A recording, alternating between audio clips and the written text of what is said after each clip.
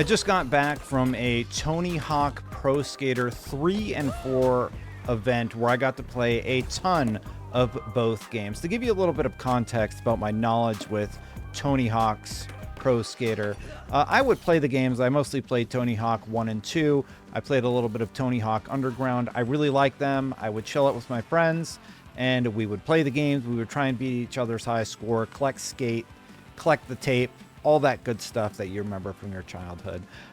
Tony Hawk's Pro Skater 3 and 4, it's a lot of the same. They have a tutorial. You can go in, and I am happy to say that I had a lot of fun playing. It immediately brought me back to playing those games back in the 90s, being a 90s kid, and going through the Tony Hawk Pro Skater games and getting some time with them. So that is good news. But just so you know, I'm not going to know all the nitty gritty about all the skaters. I played as Tony Hawk because I remember Tony Hawk. And just so that you know, I'm actually going to release this video after the embargo. But yes, Bam Margera is included, and so is some other skateboarder who I'm not too super familiar with. What's his name?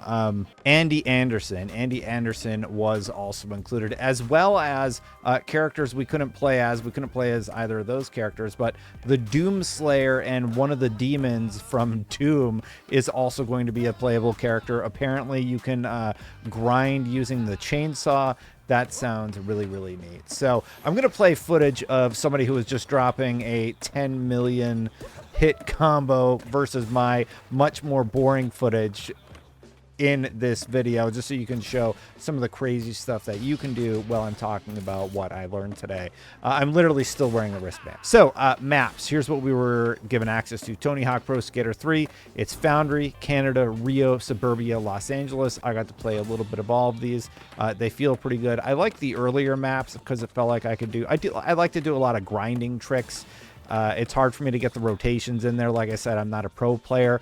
My combos average around, 40,000, not a million like a lot of you crazy players out there. But the gameplay is really, really solid. Everything felt smooth. It was running very, very high frame rate, and there were no issues there. And over on Tony Hawk Pro Skater 4, we got to look at College, San Francisco, Alcatraz, and Water Park. Collectibles in this game included the Iron Galaxy logo, cash, Tony Hawk 3 or 4 logo, along with a lot of the regular objectives that you should expect from a Tony Hawk Pro Skater game. Now, the roster is actually quite massive, and they did add some new mechanics. I'll cut to the interview where the guy who made the mechanics actually talks about what it is. Yeah, so skitching is, for those unfamiliar, it's the act of grabbing onto a vehicle or some other sort of self-propelled object that pulls you along there. So you can basically, there's vehicles driving around in some of the in quite a few levels, and you can get up behind them, grab onto them, and kind of, you can move from one side to the other. You can and we treat it very similar to like a manual or a grind, where you kind of have to balance your meter, and then when you let go, you get a little bit of a speed boost, and you can continue your combo. And so you can combo into a sketch, or you can combo out of a sketch and continue your line. And so I think I was even seeing some very creative ways of people like regaining their momentum through that. And so that was really cool to see people getting creative with how they're making their different combos. So that was added to the game. And I mean, just so you know, it's a fun game. I think they're doing it at a lower price. It's also coming out. Come on, PR guy. What did you say? July 11th. July 11th. Yes. July 11th. July. Yeah. Sometime in July. That's right. I'll release that full interview, by the way. That's on Patreon now, and I'll put it on YouTube alongside this video if you want to just see a little bit more of me chatting with one of the people who worked on the product. The guy who was way better than me just made me feel embarrassed to even post any of my gameplay, but that's also going to be live. I'll post my best runs on the maps, and I'll post his first, and then I'll bury mine at the end of the gameplay. But if you want to see what it looks like to like knock the foreman into the water on Foundry, you can see some of that. I'm happy to report that the gameplay is really fun, but like I don't know how in depth I can get on it. It's Tony Hawk Pro Skater. Yes, you can still do kick flips. Yes, you can still do grinding. And yes, you can still get a lot of the fun that you got out of those original games. They did say that most of the original soundtrack was able to make its way over. I had to play in streamer mode because I'm doing capture the whole time. so I didn't get to listen to a lot of the tracks, except for when you boot it up, you don't have streamer mode turned on. So I did hear some of the familiar rock punk sort of music that I liked when I was growing up. Yeah, you know, long story short, there are some changes in the game that they did discuss a little bit in my interview. And the one thing that's sort of caught me off guard was they didn't really want to talk about some of the changes, which I thought was odd, or like they didn't like this talking about the guns that were in Tony Hawk 3. Long story short, in the Los Angeles map, there was this white van that would drive around shooting machine guns at the cops. And thinking about like the map design and everything, that didn't make a whole lot of sense. But when I started asking about it, I don't really feel like they had a concrete answer. I actually like replacing the car with the guns.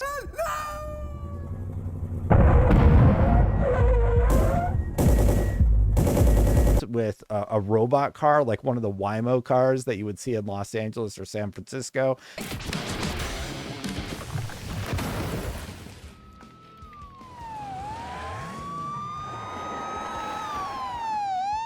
Please recharge.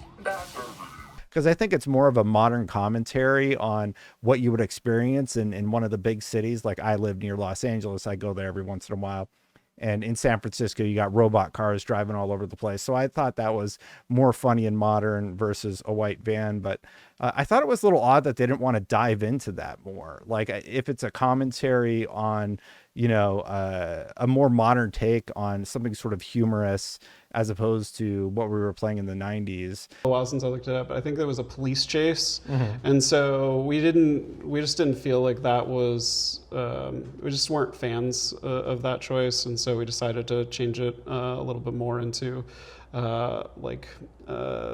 there's an autonomous car involved, and then an earthquake, and so Just so you know, Activision was great.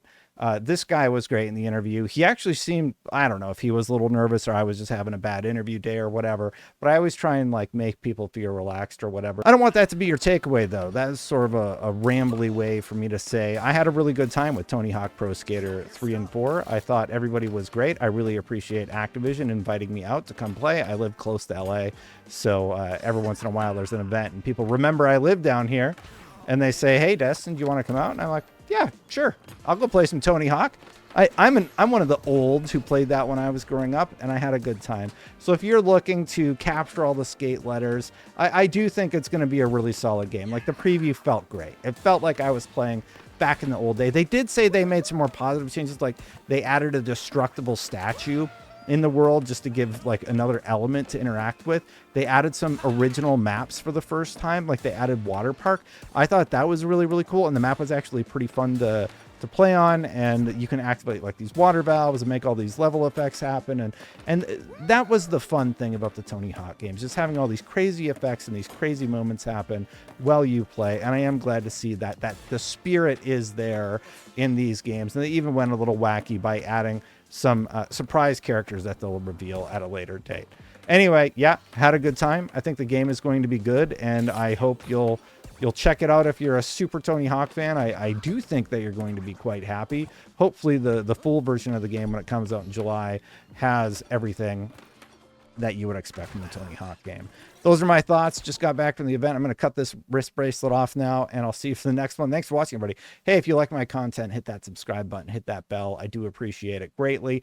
Thank you so much for watching. Thank you so much to the members for supporting me doing this whole independent thing. Christopher Eddy, Inner Machine, Philaroni, Spingetter, and Aries EMS. I do greatly appreciate it. I'm going to get out of here. If you want to see my latest video, I did one where I talked about the Xbox handheld, the Asus partnered handheld.